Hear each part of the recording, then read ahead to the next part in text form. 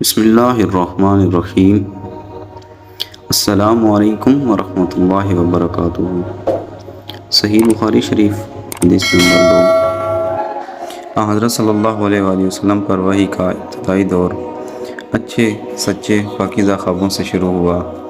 آپ صلی اللہ علیہ وآلہ وسلم خواب میں جو کچھ دیکھتے وہ صبح کی روشنی کی طرح صحیح اور سچا ثابت ہوتا۔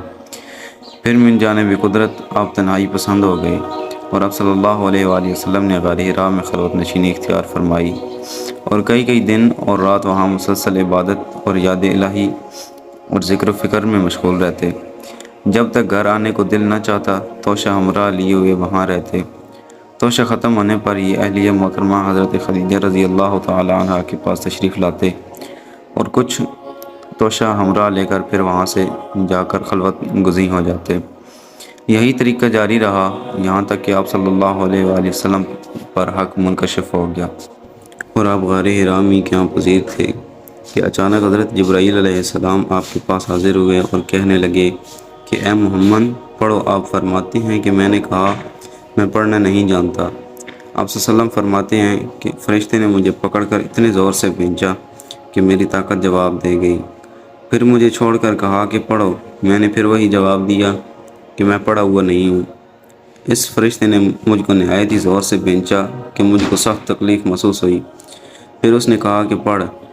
میں نے کہا کہ میں پڑھا ہوا نہیں ہوں۔ فرشتے نے تیسری بار مجھ کو پکڑا اور تیسری مرتبہ پھر مجھ کو بھینچا، پھر مجھے چھوڑ دیا اور کہنے لگا کہ پڑھو اپنے رب کے نام کی مدد سے جس نے پیدا کی اور انسان کو خون کی پٹکی سے بنایا۔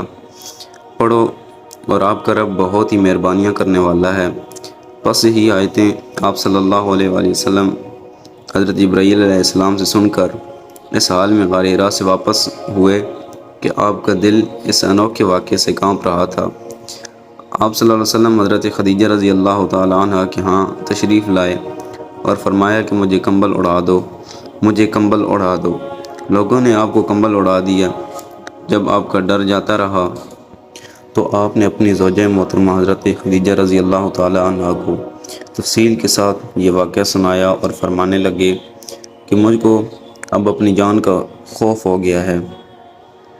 آپ کی اہلیہ محترمہ حضرت خدیجہ رضی اللہ تعالی عنہ نے آپ کی ڈارس بندھائی اور کہا آپ کا خیال صحیح نہیں ہے، خدا کی قسم آپ کو اللہ کبھی رسوا نہیں کرے گا۔ آپ تو اخلاق فاضلہ کے مالک ہیں، آپ تو کنبہ پرور ہیں، بے کسوں کا بوجھ اپنے سر پر رکھ لیتے ہیں، مفلسوں کے لیے آپ کماتے ہیں، مہمان نوازی میں آپ بے مثال ہیں، مشکل وقت میں آپ امر حق کا ساتھ دیتے ہیں۔ ایسے اوصاف حسنہ والا انسان یوں بے وقت ذلت و خواری کی موت نہیں پا سکتا۔ پھر مزید تسلی کے لیے حضرت خدیجہ رضی اللہ تعالی عنہ آپ صلی اللہ علیہ وآلہ وسلم کو ورقہ بن نوفل کے پاس لے گئیں جو ان کے چچا زاد بھائی تھے اور زمانہ جاہلیت میں نصرانی مذہب اختیار کر چکے تھے اور عبرانی زبان کے قاتل تھے۔ چنانچہ انجیل کو بھی حسب منشا خداوندی عبرانی زبان میں لکھا کرتے تھے۔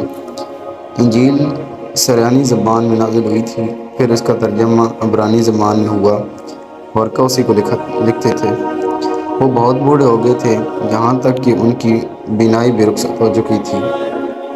حضرت خدیجہ رضی اللہ تعالی عنہ نے ان کے سامنے آپ کے حالات بیان کیے اور کہا کہ اے چچا زاد بھائی، اپنے بھتیجے محمد صلی اللہ علیہ وآلہ وسلم کی زبانی ذرا ان کی کیفیت سن لیجئے۔ وہ بولے کہ بھتیجے آپ نے جو کچھ دیکھا ہے اس کی تفصیل سناؤ۔ چنانچہ آپ صلی اللہ علیہ وآلہ وسلم نے از اول تا آخر پورا واقعہ سنایا، جسے سن کر ورقہ بے اختیار ہو کر بول اٹھے کہ یہ تو وہی ناموس معزز رازدان فرشتہ ہے جسے اللہ نے حضرت موسیٰ علیہ السلام پر وحی دے کر بھیجا تھا۔ کاش میں آپ کے عہد نبوت کے شروع ہونے پر جوان عمر ہوتا۔